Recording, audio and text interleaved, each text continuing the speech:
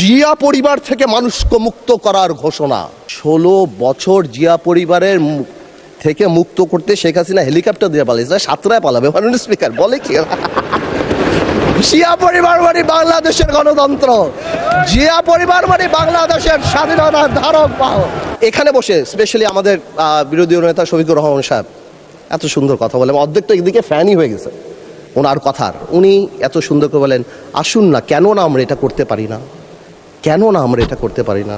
মাননীয় speaker, BNP ফ্যাসিবাদীর রাস্তা ধরে হাঁটা শুরু করছে শফিকুর রহমান। বিড়ালের মতো বাঁচতে চাই না, সিংহের মতো বাঁচতে চাই। মানুষ আশরাফুল মাকলুকাত আল্লাহ বানাইছে, আমরা সিংহ বিড়াল হয়ে যাচ্ছি।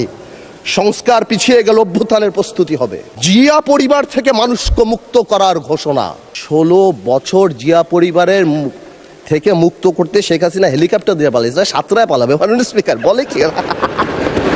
জিয়া পরিবার মানে বাংলাদেশের গণতন্ত্র, জিয়া পরিবার মানে বাংলাদেশের স্বাধীনতার ধারক বাহক। জিয়া পরিবার মানে বাংলাদেশের স্বাধীনতার ধারক বাহক। এখন জিয়া পরিবার মানে গণতন্ত্রের এখন কেন্দ্রবিন্দু। জিয়া পরিবারে ভাগাবে আল্লাহ। আওয়ামী লীগ সরাতে 16 বছর লেগে 16 বছর, আপনাদের সরাতে 16 দিন লাগবে না।